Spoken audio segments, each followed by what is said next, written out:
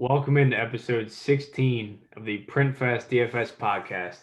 My name is Justin Rowe alongside Scott Bandy, and week 13 was a total PrintFest.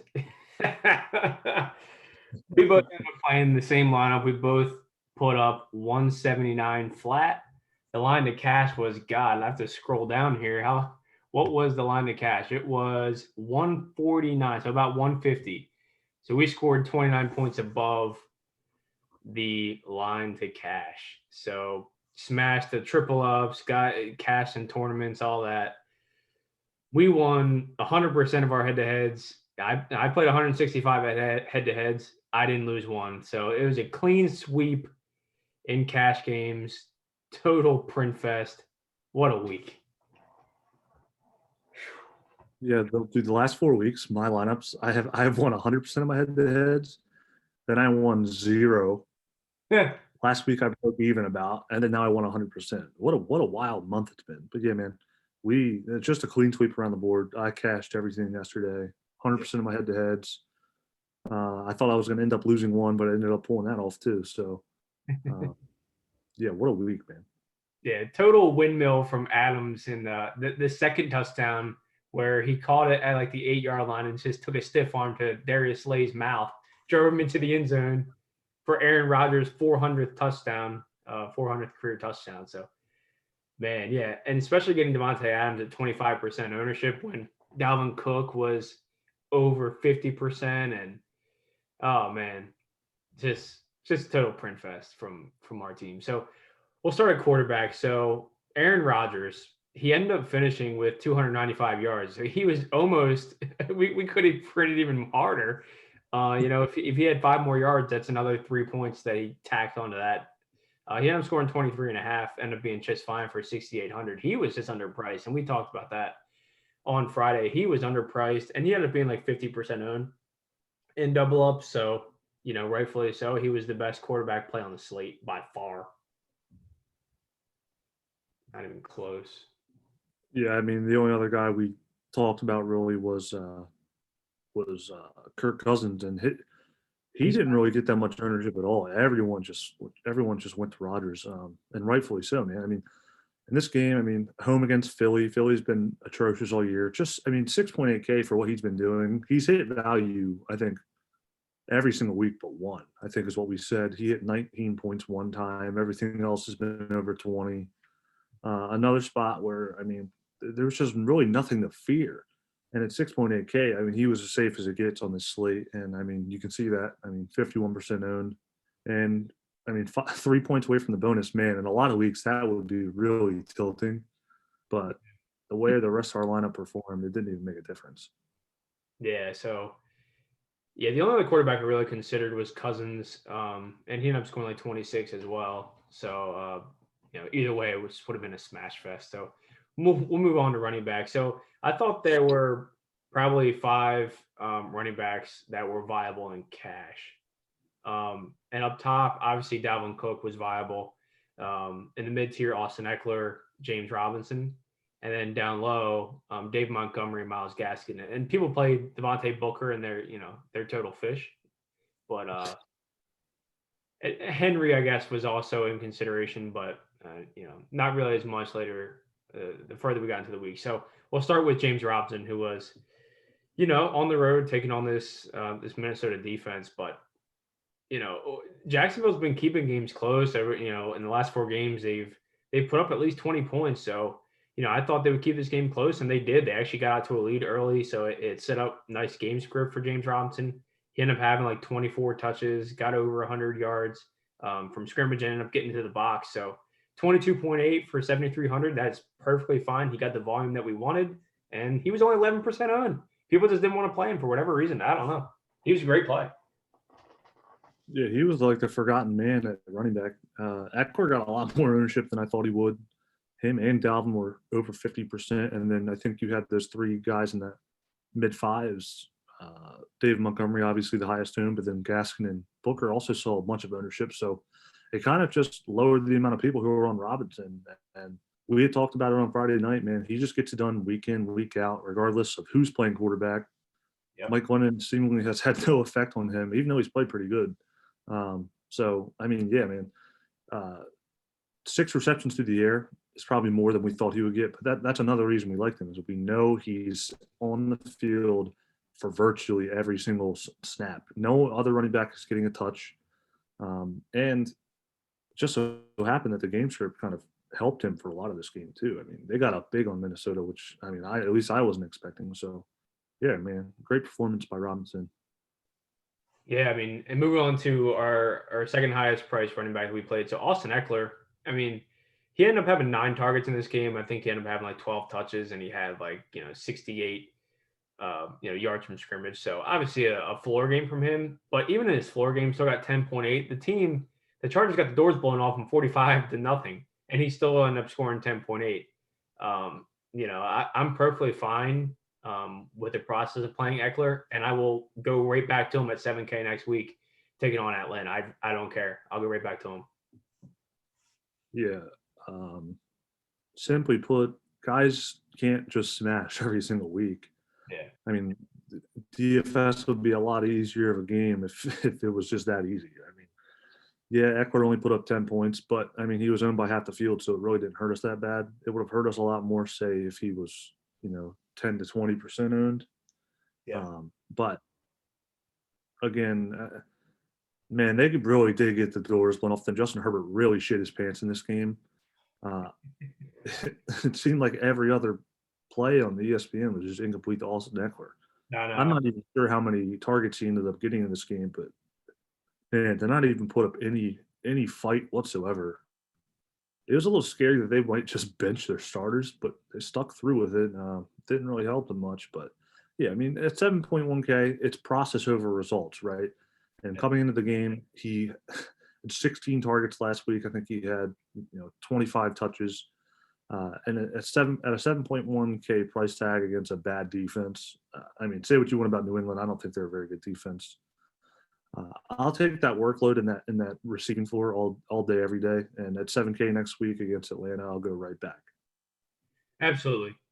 Yeah, in our last running back play, so we ended up playing Dave Montgomery, and he was 58% owned in double up, so he was the chalkiest running back on the slate. But at 5,500 at home against the worst run defense in the NFL, we were never going to pass that up. I don't think. I never really wavered on Montgomery. He ended up having I think 21 touches for well over 100 yards from scrimmage and 2 touchdowns, and he ended up having 4 targets. So 27 points. He was the highest scoring running back on the slate. 5,500. That was a total smash. And man, if you didn't play him, I think that there's something wrong with your process. I mean, yeah, Dave Montgomery's not a sexy name that you want to click, but that kind of volume that he's going to get at that price in that matchup is not fadeable in cash games, I don't think. I mean, I definitely was hesitant on the play just because of my personal vendetta against David Montgomery.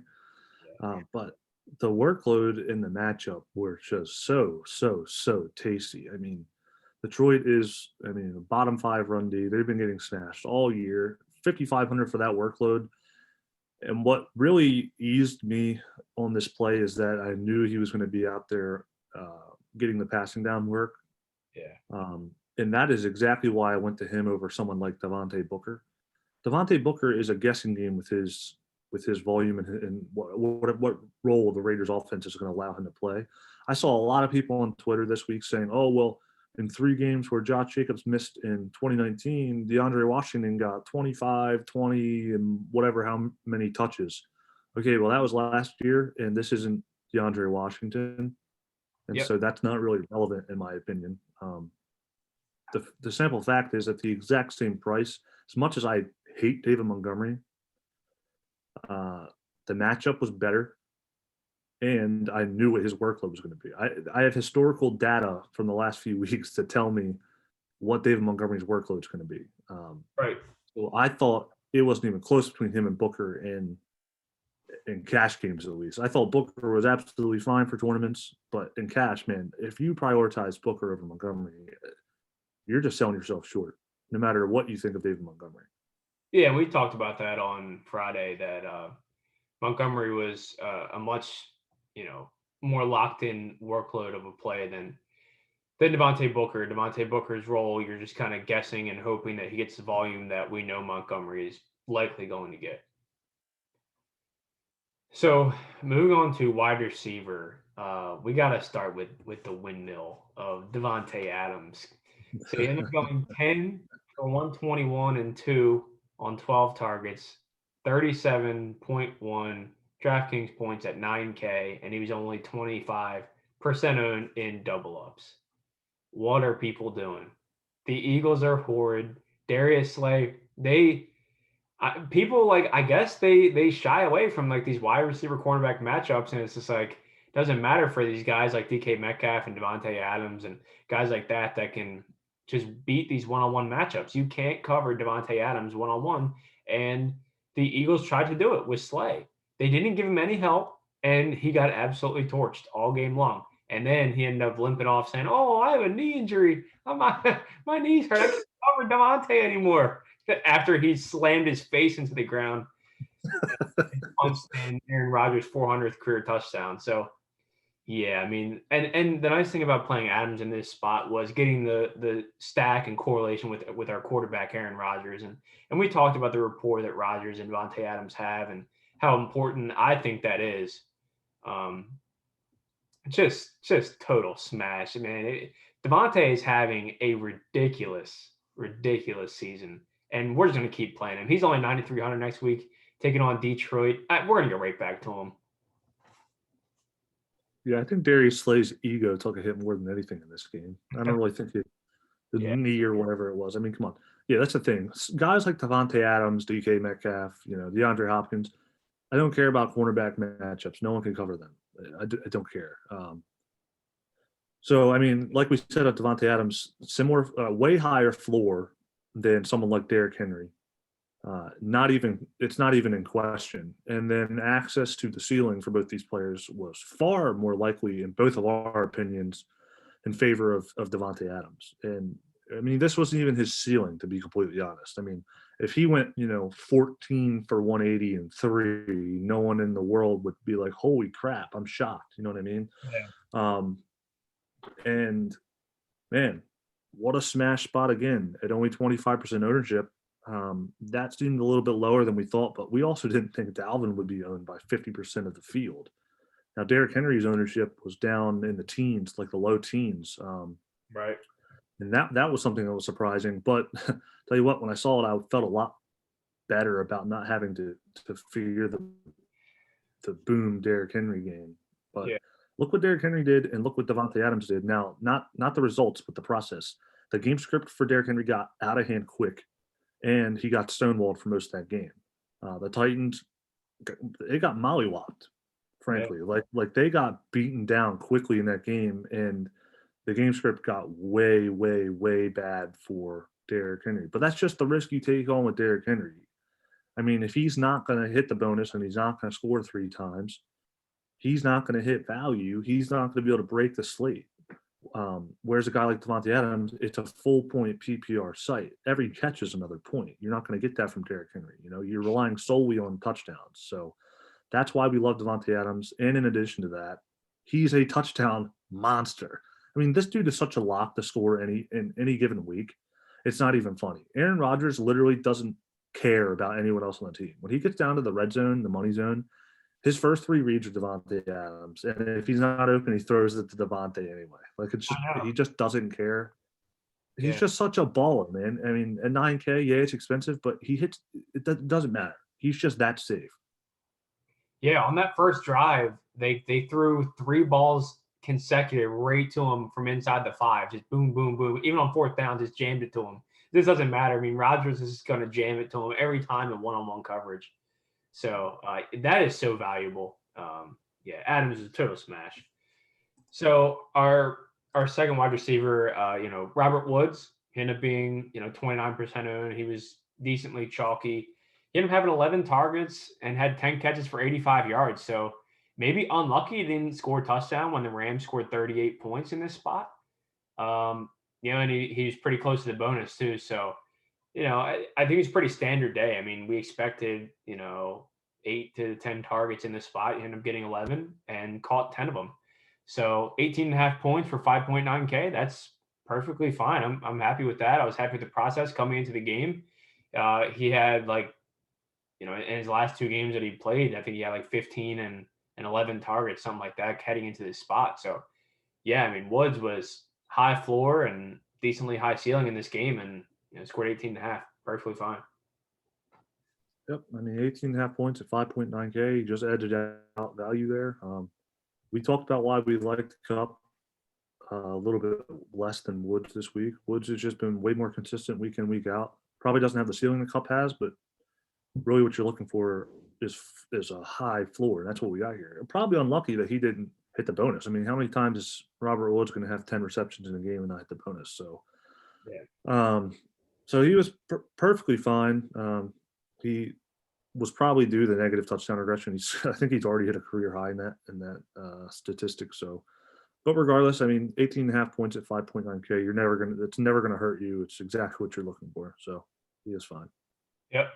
Yeah, and then our last wide receiver play was Kiki Cutie, and at 3,500 we talked about him and the about him and then Brandon Cooks. And Brandon Cooks ended up leaving this game with another concussion, which he has like a bad history of.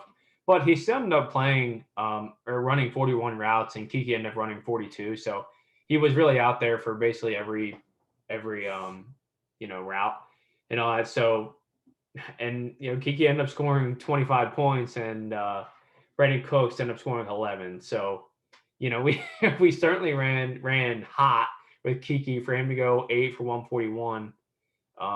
Clearly get to the bonus. He was pretty chalky, but Brandon Cooks was 50% owned, and Kiki was down at 34. So we got a nice little edge there with Kiki basically more than doubling up Brandon Cooks at lower ownership.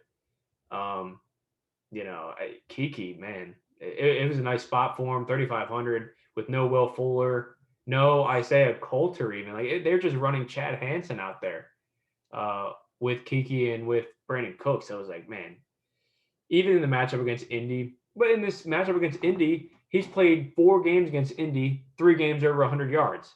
It's like the guy just eats up Indy's zone defense. I don't know what it is, but at 3,500, we were never fading Kiki in this spot. Yeah, I mean, again, 3,500, you had to find value on this slate, and for the folks who played Brandon Cooks, I don't know where they found that value. I know a lot of people played both Cooks and Cootie.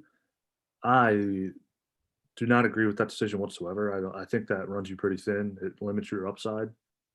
Yeah. Plus, playing one or the other gets you leverage off the other guy. So, like we said, Kiki outscored Cooks by 14 points. That's massive leverage against half the field. You know what I mean? Why play both of them? I didn't understand that decision at all. But yeah, man, Kiki absolutely smashed. Obviously, we weren't expecting 25 points. We're not expecting 8 for 141. But man, like we said, he was out there for every single snap. He was forced to get targets whether or not the Texans wanted to use him. They just had no one else. I mean, even Chad Hansen's out there getting a 100-yard bonus. Are you kidding me? Come on. So really, really strong play at 3,500. Yeah, and attaching your wide receiver to a quarterback like Deshaun Watson, I mean that's just always something I want to be a part of with how good Deshaun Watson is.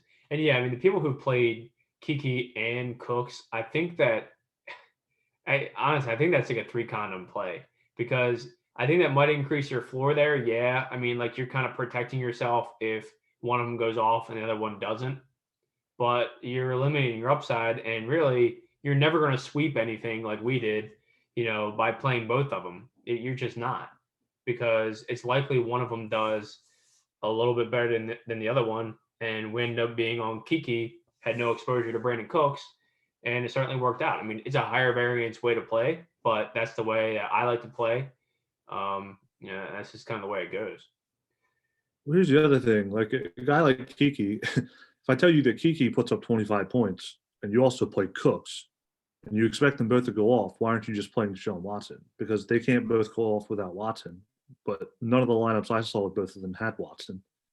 Yeah. So it's just kind of like, why? Like, It's just, what it is. It's people seeing an optimizer and they're seeing, oh, well, Brandon Cooks and Kiki Cutie are both popping as a top value in this optimizer. I'm just going to jam them both. It's like, yeah. uh, football DFS, NFL DFS is much more of an art really than just jamming in projections. It's not like basketball where it's just like, okay, this is how many points this guy scores per minute. He's expected to get more minutes. I'm just going to jam him in. And it's just not the way that kind of stuff goes with NFL. Um, there's a lot more nuance to it than just jamming in the highest projected values on the slate. Yeah, I mean, you can't just go into a slate just blindly following a projection system or blindly following whoever your model tells you to play. I mean, it's not that cut and dry. Yeah. So moving over to tight end, our last spot here, 2,500. We talked about him, Anthony Ferkser, and seemingly he had nothing going until like the last drive. I think he had like one catch going into the last drive, but then he came alive. I think he caught like 4 straight balls. He ended up going 5 for 51 on 7 targets. So the game script ended up being perfect for him, and he was our best point per dollar play on the entire slate. Ended up like 5xing his salary at 2,500, scoring 10.1 points. I mean, just a total smash on Anthony Firkser. He was the highest owned tight end, and honestly, I don't know. I think he got maybe a little bit unlucky with Michael Pruitt scoring twice. I mean, God. Uh, Okay, that second touchdown too for Pruitt was a load of crap, man. yeah, it was a touchdown right Uh, there. He fumbled on the goal line. Pruitt grabs it. I was like, you got to be kidding. Pruitt scores twice, but I mean, whatever. Ferkser still got there. 2,500, that's what we were talking about. I mean, starting tight end in the game that has the highest total on the slate at min price, lock it. Yeah, we were never fading Ferkser. And I'm sure people, and Waller was like 4% owned in double ups, but I'm sure people did play him, and props to them for him back to Waller. I just don't pay up for tight end anymore unless it's Travis Kelce in like a home run spot. I just won't pay up for tight end. It just doesn't matter. There's just no opportunity cost, especially if Kelsey's not on the slate. Then I'm fine punting it off, even if the punt is a garbage ass play. I don't care because it really doesn't matter. We've had weeks where we punt it off at 2,500 and get a 0, and we still smash because it's what it gets in for the rest of your lineup. So we've beaten that horse completely dead at this point. That to punt off tight end, and we're going to continue to do it every single week. And we'll talk about it on Friday who our guy this week's going to be. But and then we put it off with the Falcons defense. If we One thing is tight end and defense are two spots where I will never pay more than 3K for my defense. I just won't do it. There's too much variance in the defense position, and there's just no point in doing it. So I always find someone to pay down for, and it ended up being the Falcons defense at 2,400. They were like 10% owned, whatever. But they were at home, so always like your defense at home. They ended up getting a couple sacks and had a fumble. I just like them taking on Taysom Hill. I don't know. Maybe I'm getting proved wrong after each week, but I still don't really believe in Taysom Hill, and I don't know. Maybe I just have to eat it that he's okay because he's been really solid actually throwing the ball. So I don't know. Maybe I'm wrong to keep playing defenses against him, but I do it every week. Yeah, I'm with you. I continually target defenses against Taysom Hill too. I don't think he's very good. I mean, he just finally threw a passing touchdown. Drake won this week, but like, I have no faith in Taysom Hill. It's just a matter of time until he unravels, until he throws a pick six, till he fumbles, something like that. So, um, I mean, 4 points at 2,400. I mean, it is what it is. It's defense. They didn't get me negative, so I'm happy. Yeah, exactly. Yeah, so wrapping up our lineup, I mean, God, it scored 179, clean sweep head to heads. Obviously, it's a huge boon to our bankrolls, and really, I needed it. I've been taking it on the chin a couple weeks this year. I had a week where I played Paris Campbell and he ripped his knee up, and then I played Deontay Johnson and he missed the game. After like 2 snaps. So I've had a couple of some bad variants. Burrow game.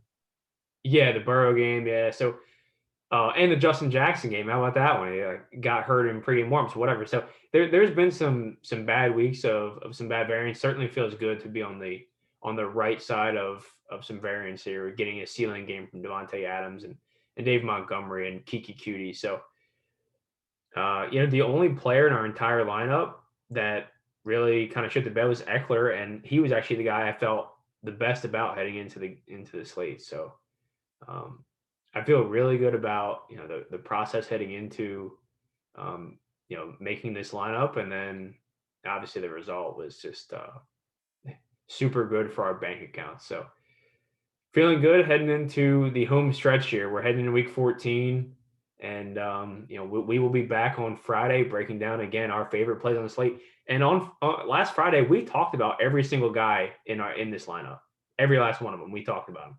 So the guys we talk about are the guys that we like, and we end up playing them on Sunday. So that is going to do it for episode 16. Or no, is it 15? I can't remember if it was 15 or 16. Can't remember, but that's going to do it for this episode of the PrintFest DFS podcast. We'll be back on Friday night breaking down our favorite plays of the week 14 slate on DraftKings. Until then, sayonara.